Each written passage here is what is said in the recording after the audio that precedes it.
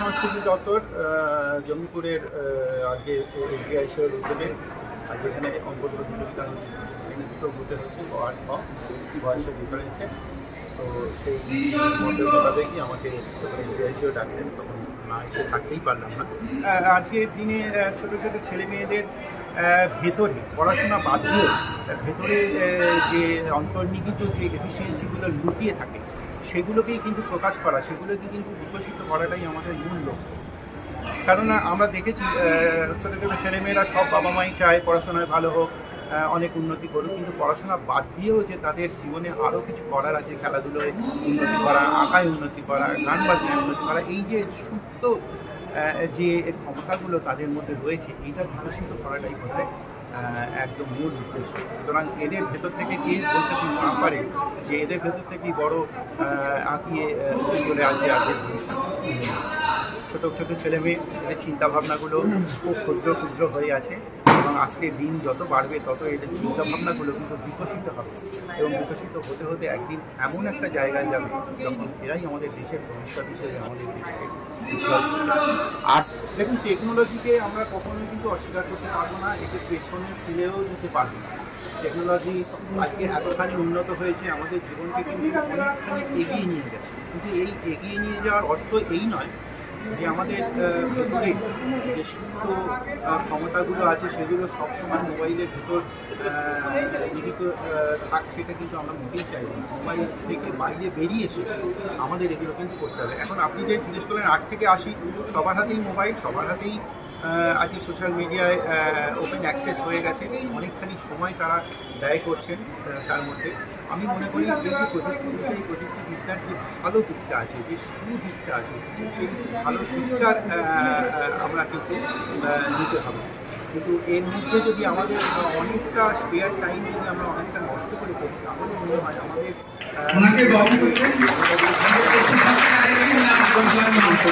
প্রযুক্তিবিদ্যার উপকার ততটাই আমরা ব্যবহার করি, যতখানি উপকার না ততটাই আমরা ব্যবহার করতে হবে। এটাই আমাদের জীবনের মূল লক্ষ্য হওয়া উচিত। আমার নাম বিশ্বনাথ সাহা, আমি ডেপুটি ম্যাজিস্ট্রেট এবং ডেপুটি ডাইরেক্টর অফিস। আজকে পশ্চিমবঙ্গ সরকারের তথ্য সংস্কৃতি বিভাগের অন্তর্গত শিশু কিশোর একাডেমি জঙ্গিপুর দপ্তরের থেকে বসে এক প্রতিযোগিতা আয়োজন করেছে। গত বছর 2 অক্টোবর হয়েছিল অনুষ্ঠানটা, এবছর 29 সেপ্টেম্বর হচ্ছে। আমাদের জঙ্গিপুর মহকুমার প্রায় 185 জন প্রতিযোগী এবং প্রতিযোগিনীরা অংশগ্রহণ করেছে। দুটো বয়সভিত্তিক দুটো বিভাগ ছিল। একটা হচ্ছে বিভাগ ক, তাতে অংশগ্রহণ করেছে 5 থেকে 10.5 বছর বয়স যারা আছে তারা, এবং বিভাগ খ যেটা আছে 11 বছর থেকে 16.5 বছর। এই দুটো এজ গ্রুপে মোট 183 জন প্রতিযোগী এবং প্রতিযোগিনী আমাদের জঙ্গিপুর মহকুমা তারা পার্টিসিপেট করেছে। আমাদের অনুষ্ঠানটা হচ্ছে রঘুনাথগঞ্জ বয়েজ হাই স্কুলে, 1 ঘন্টা সময় প্রতিযোগিতা।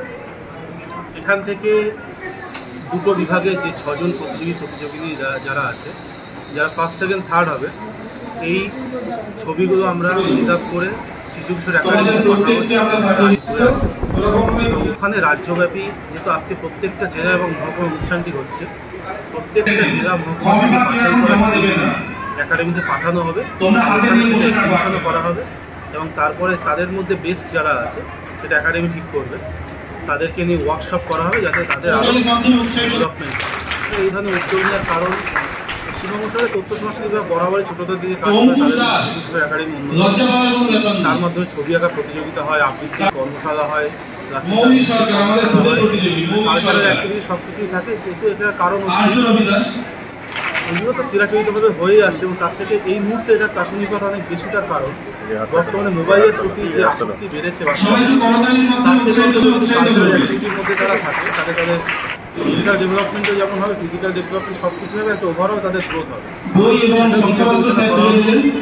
তো সেই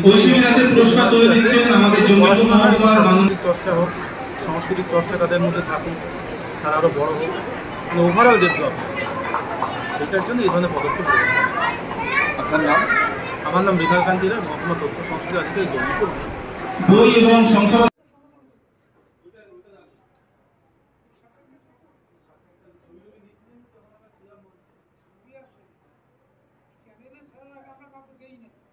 স্বপ্না কম্পিউটার, যেখানে আপনি পাবেন একই ছাদের তলায় বিভিন্ন নামি দামি branded computer, desktop, laptop, keyboard, printer, সিসিটিভির মতন আরো অনেক কিছু। তাই আর দেরি না করে আজই চলে আসুন আমাদের ঠিকানায়। স্বপ্না কম্পিউটার, রঘুনাথগঞ্জ বাস স্ট্যান্ডের বিপরীতে, মুর্শিদাবাদ।